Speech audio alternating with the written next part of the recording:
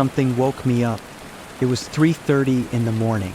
I had already gotten used to it, but this time it was different. Elena, I heard my boyfriend call me, but his voice sounded different and distant. I assumed it was because he was still far away in my dream, even though he was lying next to me. Elena, as best I could, I turned towards him. I opened my eyes, but as soon as I did, the paralysis came again. I could see him fast asleep on his side, with his face towards me. Elena. Then I realized that it wasn't him calling me. It was someone behind. There was someone in our room. I heard the bed move. Something got up. Something came closer. Then, I saw the fingers of two very long hands, black with dirt, beginning to surround my boyfriend's shoulder. I saw very dirty hair starting to rise. There was someone in the bed, appearing behind him, revealing itself. Elena, the person told me, smiling. The first strange dream I had, when I thought the dead man was simply coming up, was when I was a child. I remember it well because at that time, before anyone explained to me what was happening and that I didn't have to worry, those episodes seemed absolutely terrifying to me. On that occasion, I fell asleep listening to my parents fighting. The physical attacks had never come, but days before, my mother had thrown a toy of mine at my father, who was getting louder while the argument escalated. A little pony. My dad was cruel with his words and always knew where to attack her, where to break her. He told her that she gave up everything to be a mother, to be a housewife, and that she couldn't even do that well, that she couldn't do it without feeling like it was enough. You can imagine. The next thing I remember is seeing my toy bend down, barely passing over his head, and then my mother's furious eyes, completely filled with anger. Eyes I had never seen before. I remember that moment of silence when neither of us dared to say anything. And although what I felt was surprise and a lot of fear, I decided to do something. Cry and scream through my tears. I didn't feel like doing it, but it was the only thing I could think of to bring the attention to myself so that fight wouldn't escalate. And it worked. That time it worked, but I couldn't do it as long as I was afraid that line would be crossed again, and I was tired, getting more and more tired. My brother had moved out of our city to live with my uncles and study at university. According to him, and I'm completely sure although he never confessed it, he studied precisely a degree that wasn't offered in the city where we lived just to leave. The thing is, here in Mexico, unlike the United States and other countries, kids usually live with their parents while they finish studying. But he was determined not to, and that's how he achieved it, leaving me with that package. I was worried every day. I was a girl and didn't deserve it, and it made me tired. They repeated to me over and over again that they were together only for me, because they loved me, and it took me so long to forgive myself for that. I felt that the unhappiness they showed every day was my fault, my responsibility. They were together because of me, and now, at that moment, I also felt they weren't going to kill each other because of me. One night, after a day when they fought since the morning, I decided to go to sleep. I tried to fall asleep, but I heard their voices fighting in the living room, then in their room. Then I heard my mom go out to sleep in the living room. My dad went out after her because they hadn't finished fighting. I heard loud footsteps stamping their way from the living room toward their bedroom, passing in front of my door. Then, I heard them walking back, passing by once again. Finally, I opened my eyes, but I couldn't move. I realized I couldn't move. The door was open. I saw what was passing from one end to the other while my parents were fighting without noticing that presence. It was a stain, a red stain, almost burnt red-black. I saw it blurred between my teary eyes. I tried to concentrate, focus. I saw it pass once again. Then, it stood still in front of my open door. It realized I had seen it, stayed looking at me. After a few seconds, I began to make out the shape. I don't know if it took shape or if my eyes did it for me, if my brain tried to see an image that recognized what was there outside my room.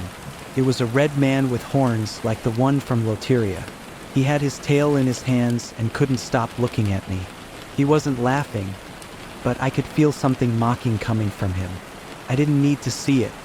Then he kept walking from one side of the hallway to the other, over and over again, and I stayed there, unable to move, crying out of fear, crying out of anger. These dreams were sporadic, but in retrospect, I realized that many of them happened at very important moments in my life. Good and bad, but especially bad. The few deaths that have occurred in my family have all been horrible and have all been preceded by one of these dreams. I was 17 when I woke up again at 3 in the morning. I didn't see the clock, but I knew it. My room was completely dark. I always left a small lamp on because I was scared of the darkness, but someone had turned it off. Although the button was hard, there was no way it could have happened due to an electrical error. I woke up but couldn't open my eyes completely, couldn't move. As the minutes passed, I began to gain consciousness, but my body was still completely rigid. Then, I saw something in the corner of my room, sitting there. There was no chair, but it seemed to be sitting in one. It was very dark, but as my eyes adjusted, I thought I recognized a shape. It was a woman sitting there with a long skirt, several layers of fabric, with her hands in front on her knees. She had ruffles on her sleeves and was looking straight at the other end of the wall, smiling. I tried to go back to sleep, tried to stop seeing her. It made me very uncomfortable that she was there. Although I wanted to think it was just something from my imagination, I opened my eyes again. Now she was looking at me. Her head was still turned ahead, but her eyes were completely crooked and stared at me from the corner of her eyes while she continued showing that horrible smile. Every time I opened my eyes, there she was. I didn't stop seeing her until an hour later when I heard my dad get up earlier than usual, take a shower, get ready, and leave. He didn't even say goodbye. I heard him get the car out with some difficulty that morning and leave. Later that afternoon, after lunchtime, he had a work event, a sort of celebration on the terrace of his office building. My father lived and talked to everyone as usual, even joked with his companions. Suddenly, he left his drink on the table, wiped himself with a napkin, turned around, and walked toward the edge of the terrace. They called us to let us know an hour later that he was no more with us. The strange thing was, the previous days there weren't any fights. He hadn't scolded me. Nothing had happened that could have indicated this was a possibility. I never imagined my dad as someone who could get hurt. There had even been a certain calm at home recently. The dead man could come up to me that night, but I was sleeping. Something woke me up. It was 3:30 in the morning. I had already gotten used to it, but this time it was different. I heard my boyfriend call me, but his voice sounded very different, distant. I assumed that was because he was still far away in my dream, although he was next to me. Helena. As best I could, I turned towards him. I opened my eyes, but as soon as I did, the paralysis returned. I could see him fast asleep on his side with his face towards me. Then I realized the person calling me was not him. It was someone behind. There was someone in our room. I heard the bed move. Something was coming. Something had climbed up. Then I saw the fingers of two very long hands, black with dirt, that began to surround my boyfriend's shoulder. Dirty hair started to rise behind him. There was someone on the bed appearing behind him, slowly revealing themselves. "Helena, it's time. Come with me. Come with me," it said, smiling. I saw that woman get up and leave the room, leaving the door open. I sat up, realizing I could move. This was different from any other time. I went out. The woman was in the living room, waiting for me, with the door open to the street. As soon as she saw me, she left. I tried to catch her and go after her, but when I got to the door, there were many women out there, about 6 or 7, standing in the patio, all of them calling me with their hands, all of them calling me by my name. Their faces were smiling, friendly. They made me feel loved, like I was part of them. They talked to me with their hands. And the street was full of people, mostly women, but among them, there were some men, 3 or 4, and they had very small horns coming out of their foreheads. They were simply standing there with them, and they started talking to me too. Cool me. It's time.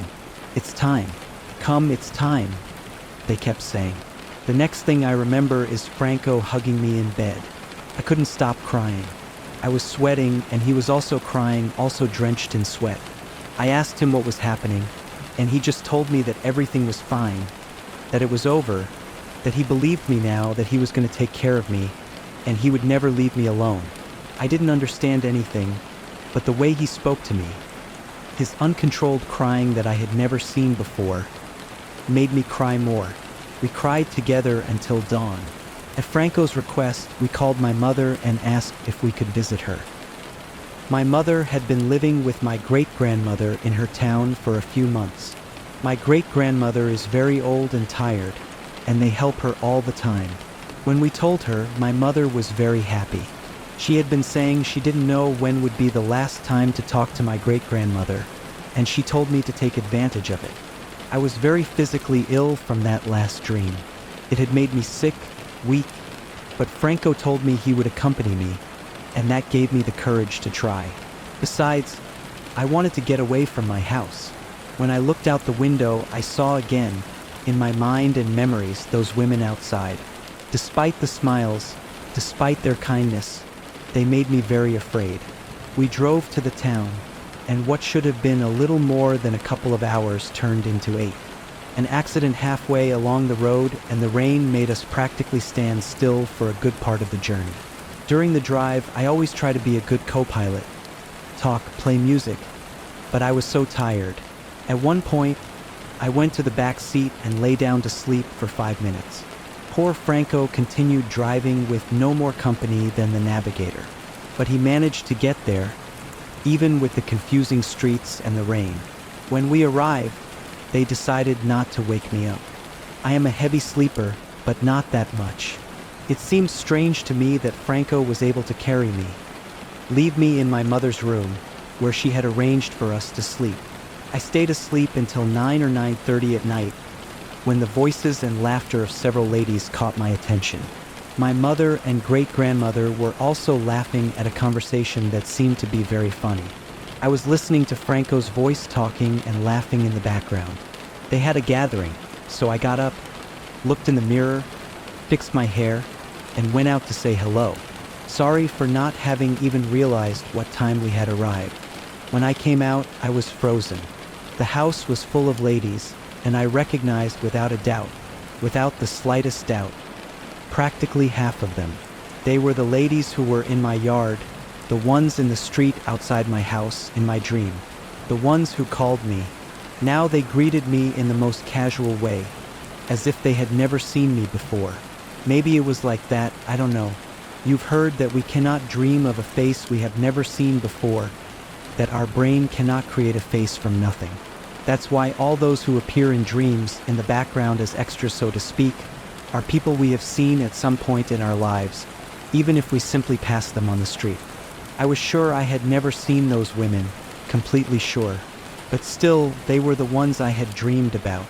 My mother noticed my discomfort and made an excuse to end the gathering quickly so that they would leave. My great-grandmother didn't notice anything. It was very difficult to try to explain to my mother and Franco the reason for my behavior, to tell them that some of those women who were there were the ones who were in my dream. But my mother told me something with a worried face. She didn't want to get too involved in the subject, but she knew that some of them were somewhat witches. She said they dedicated themselves to doing jobs and went out at night to the mountains and the Pantheon. Although my mother believed they were just stories that deceived people, I couldn't stay long there. I felt physically threatened every night. I felt like they were going to come back, but they had the decency of not returning while I was there. The last thing that has happened in my story took place just a few days ago. Once again, something woke me up, but it wasn't 3 in the morning. I heard footsteps walking down the hallway outside my room, and it reminded me of that first dream when I was a child, although this hallway was much shorter. I spoke to Franco, told him there was someone outside. I saw him, I shook him, I gave him a little blow, but he didn't wake up. Something in this dream seemed scarier than usual, but I gathered my courage and went out. I saw a very tall lady in the hallway. a few steps from my room. When she saw me, she ran towards the living room and sat in an armchair where I couldn't see her. I heard from the darkness, "What do you want?" I asked her. "Who are you?" She answered. Some arms grabbed me from behind and out came Franco, shouting, completely pale with fear but shouting towards the room, trying to hide his terror. He put me behind him. He had a baseball bat I had never seen before. He lit the light, and there was a lady who smelled horrible, like rotten grass. She was completely dirty. "Get out of here. Let's go, let's go." Franco was shouting angrily. I couldn't believe I was awake. I grabbed the phone to call the police. I went in because it was open. "I need somewhere to stay. Let me stay." "I'm not doing anything here," said the woman. She scared me so much. Her teeth were black. Her face seemed stained. Franco turned to look at me and told me to call the police as soon as possible. Then he ran towards the woman, who, moving very quickly, ran out of the house towards the street, laughing as if amused. Franco ran after her. On the phone, the police asked me for information, but it was too confusing, as if they didn't believe me. They wouldn't let me explain that a woman had gone into the house. I ended up hanging up when I saw that Franco came back. He told me he ran after her but felt like someone else was waiting for her out there. We slept with fear that night. Franco called a friend of his and we went to his apartment. The three of us stayed there. He not only spoke to him to have someone else to protect me, but because his friend was Christian. From then on, we have been in contact with him every day. We started going to his community, and they have prayed for us. I want to give my life to God, to a God who can protect me from this, from everything bad in the world, from everything I have seen. I know it's wrong to reach him only because of this fear, but Franco's friend says we all arrive when we need it, and that God will always receive us. It's only been a few days, but now that we have been going to his house and praying, the dreams have calmed down. At least for now, they haven't come back. Sometimes it's hard to get into my house. It feels like someone has been there or like someone is running to hide when I enter. But I hope this is the end. I hope I don't have these damn witch dreams again. I don't want to. I can't. I'm tired. I hope you guys have a fun, happy, and possessed Halloween. And if you liked today's video, then subscribe, like, and share.